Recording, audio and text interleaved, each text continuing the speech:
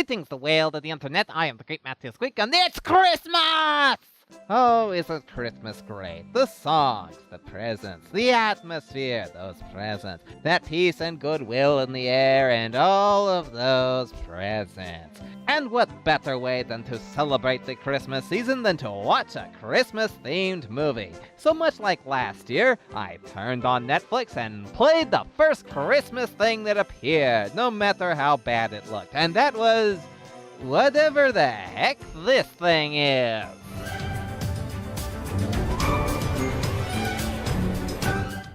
I'm telling you, I'm not exactly sure what Bob's Broken Sleigh is supposed to be. I couldn't find much information about it aside that it was made in, darn it, Canada.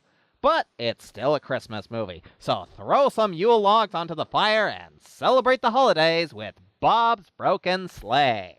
You'll notice right away that this movie looks very bad. Bad is a good description, seeing as how this was made in 2015, and Saving Santa, my last Christmas review, was made in 2013. And it looks better than this. So, in this crudely designed house, we meet the crudely designed Bob. Bob the Elf. Great choice of names, guys. Well, Bob the Elf is going through his morning ritual of chasing his alarm clock around the North Pole. And you'd better be paying attention, cause it's full of so many important plot points. Like this random clock has a tracker in it. And whatever Santa and Misshapen Elf 1, 2, and 3 are talking about. Fishface's last known location is just south of the magical forest. Intel indicates his next target could be the North Pole. He's closing in on us fast. Hex if I know. Rest assured, we're doing everything we can. We've raised the security level from not a creature stirring to possible creature stirring. Oh no, why do I get the feeling that this movie is going to be full of these bad Christmas puns? I know you think you're sounding cool or cute. You're not. As it turns out, unlike other elves, Bob the Elf doesn't have magic. Why? Never explained. I guess one of his parents was a non-magical snowman or something. His expertise is that he wants to be an inventor. Sounds familiar. Can you make one of these?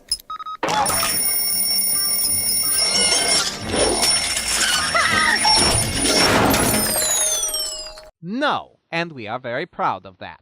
And as you saw, he's not had much luck with his inventions. Also, sounds familiar. So he's stuck with a dead-end job of being a stable boy. I am not making this up. Am I watching the same movie here? What is going on? And just take a wild gander what happens next. After his invention fails to impress his peers, he begins a pity party until he runs into good old Saint Nick. Sound familiar? And these two movies are still going play by play. Santa makes a joke about poop to cheer him up, and then passes on some advice. The North Star is one of a kind, which is why I'm able to use it to guide my sleigh on Christmas Eve. And when it's right overhead, I know that I'm home. Then why is the star way over there? Shouldn't it be, directly overhead of home here?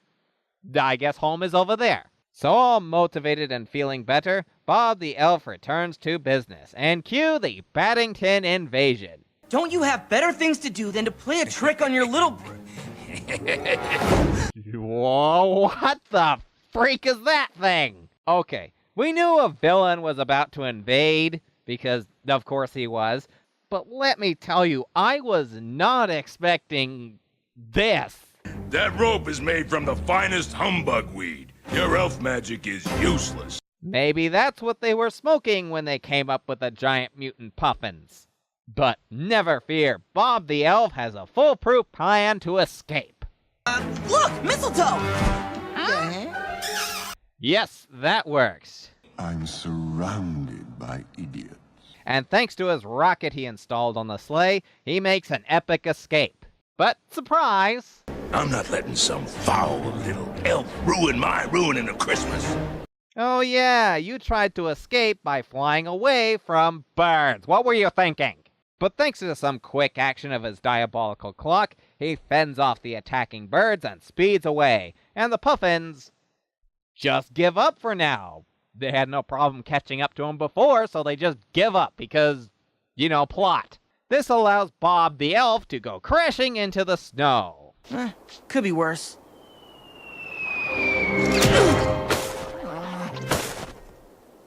The following morning, after not freezing to death, Bob the elf awakens to find only pieces of the sleigh because, well, I guess it was made out of gears. Aren't all sleighs made out of gears and working parts?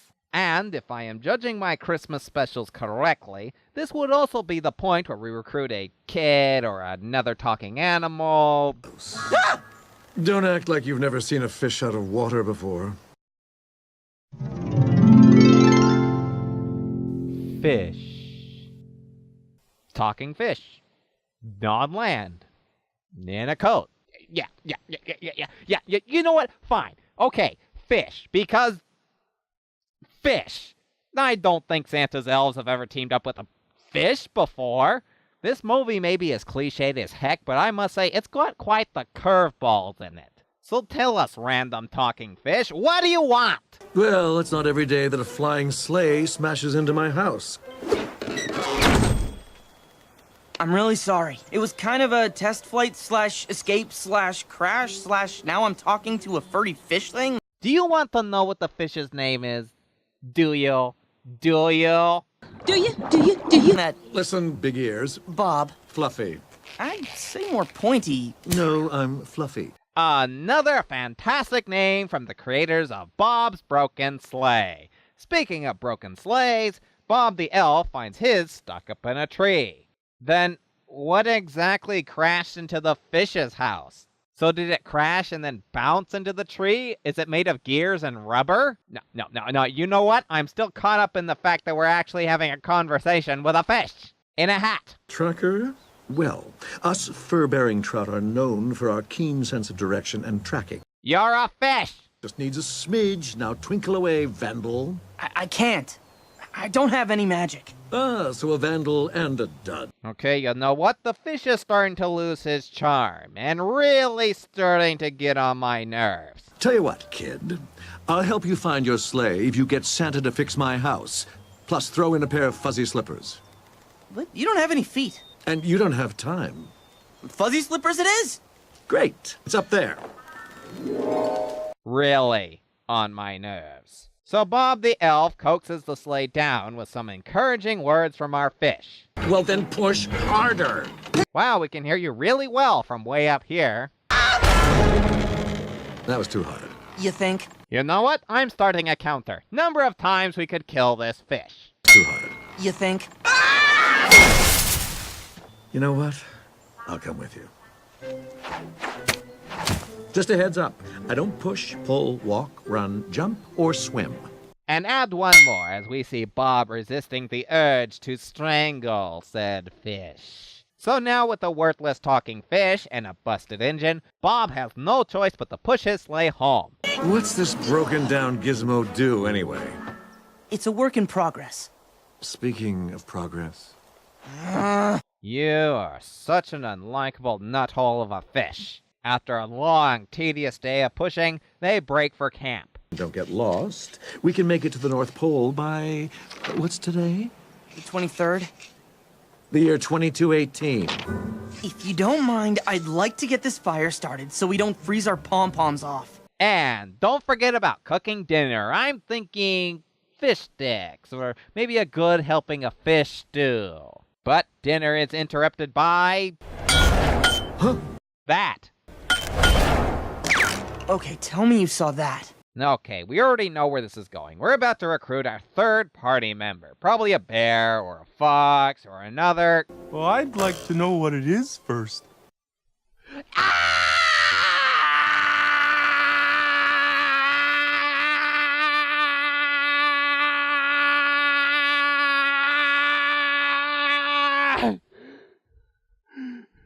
What the heck is that? Oh, sorry.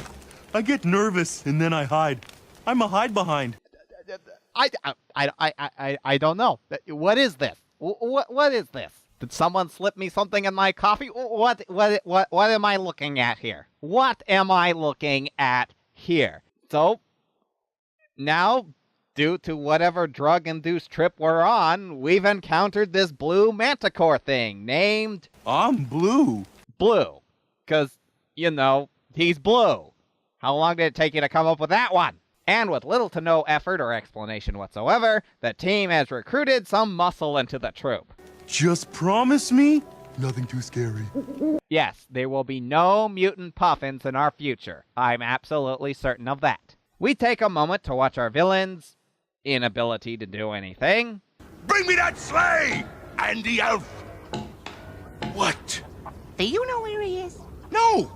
Then, where should we look? Everywhere! That's why it's called looking. You really should be looking into raising your recruiting standard. Or at least your animation standard. Also, another thing of note here, Bob, the elf's tracker, has somehow lodged around this one's neck. I'm not sure exactly, as I think he swallowed it last time we saw it. But double more importantly, Bob, the elf, is still lugging this random clock around that the bird can easily track, that all idiots present can't seem to figure out. Great characters, people. Great characters. We cut back to the trio of abominations as they're being tortured by Blue. Who does this? But we're saved from this horror when moronic Puffin 1 and 2 drop in. Literally, it seems. We've got to get out of here. The cave! So, their options are either take out two imbeciles that Bob the Elf has outwitted before alone, or go into the not suspicious, not creepy at all cave where not suspicious, non-threatening thuds can be heard. The fish face? Is there another fish face? I'm a fish with a face. It's not you. Looks like we're going in the cave. But we lost the tracks in all this snow. I guess you better go back and tell Fishface. No, not me. You can. Well, of course it works, seeing as these two could reach the intelligence of a spoon. But Mr. Scared of his own shadow has run off into the cave. So Bob, the elf, needs to go fish him out. Where? Scary. Ah! What was that? Oh, we've already seen this. Blue appeared in the exact same way, whooshing back and forth. Just bring out whatever abomination this is. Please. Sorry. Y'all surprised me back there. Okay, fine. We have a cat now. I'm not fazed by anything anymore.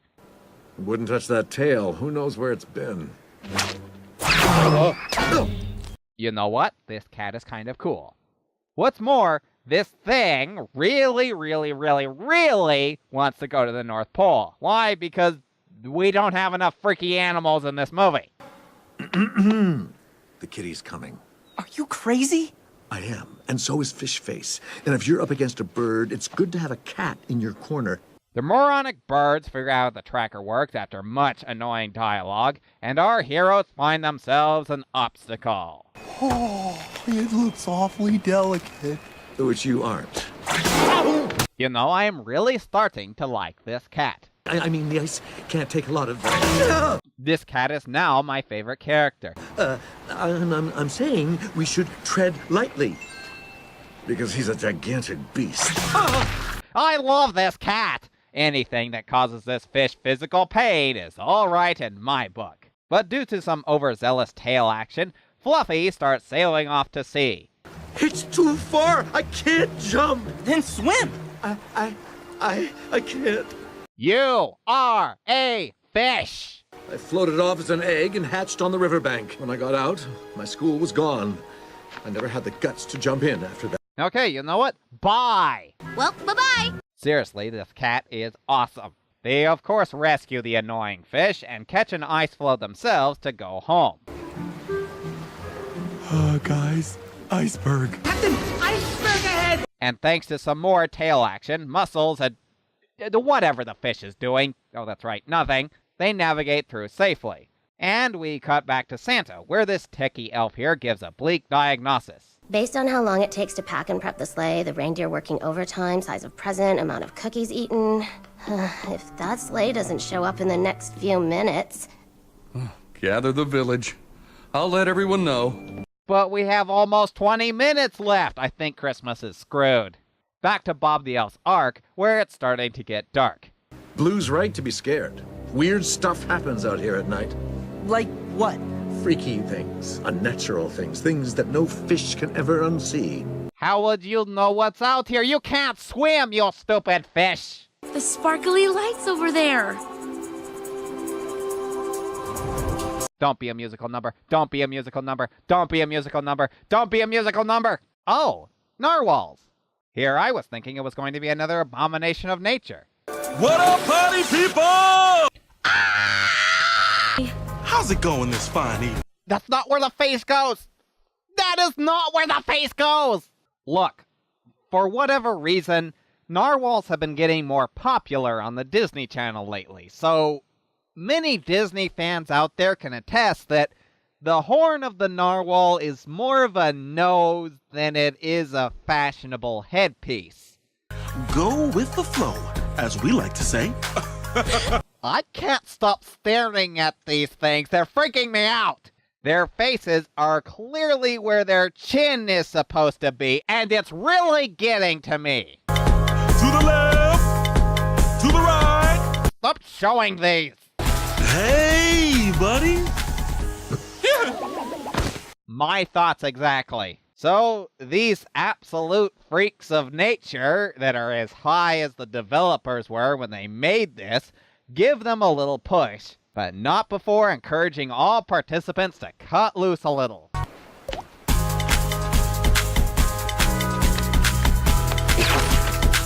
Or whatever is happening here. Look, if something like this pops out of the water and gives you advice, don't do it. Don't go anywhere with this. They make it back to shore, leaving these terrifying monsters behind. But surprise, they're surrounded by evil puffins and dragged back to the evil puffin HQ, where they're trapped in easily broken and slipped through wooden cages. Because fish! Evil puffin Fishface unveils his evil plan and reasons, however weak they may be. Imagine if the fish face list was the only one Santa had. There will always be a nice list, and kids that get presents at Christmas. You know, you don't give us a reason why you were on the naughty list to begin with. Without his sleigh, Santa can't deliver his presents. The nice little boys and girls of the world will wake up and find... And wait, did the cat's tail just appear right there? Yep, great editing, people. A+ work. Not if I use the sleigh to travel around the world and steal all the presents before morning. You know, I think someone tried that, this green fella. It didn't work out so well. I heard his heart grew 2 sizes. That cannot be healthy for you. Why do you need a sleigh? You can fly. In fact, we've seen you fly just as fast as a sleigh can. So in order to make the sleigh fly, he needs a little elf magic. And fortunately, Puffin has rounded up these 3 jerks from earlier to power the sleigh. Oh, and by the way, I'd like to point out that Christmas is ruined now. Tuck Elf already said that they had a few minutes to make it, and they didn't. So, Christmas is screwed! So Fishface begins the process of coaxing magic out of the elves. And what diabolical device does he use to accomplish such a task? Cookies, of course! I love gingerbread! You sold Christmas out for a plate of cookies. Then look, she didn't even eat them. Look, they are still there. Yes, she just prefers to lick them all. So now at their wits' end, our heroes decide, hey, we'd better break out of these flimsily made cages by...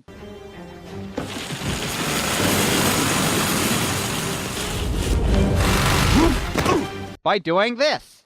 You know what? Yes. Fine. Yes. That is exactly how they escape. It's the most believable thing in this. And using this pile of junk the Puffins have cobbled together for some reason, they build an airplane run by hamster power and begin an epic as Bob's Broken Sleigh can be, dogfight to get the sleigh back.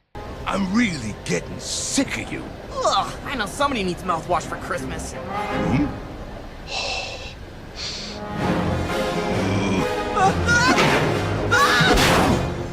Excuse me while I slowly try to peck you to death.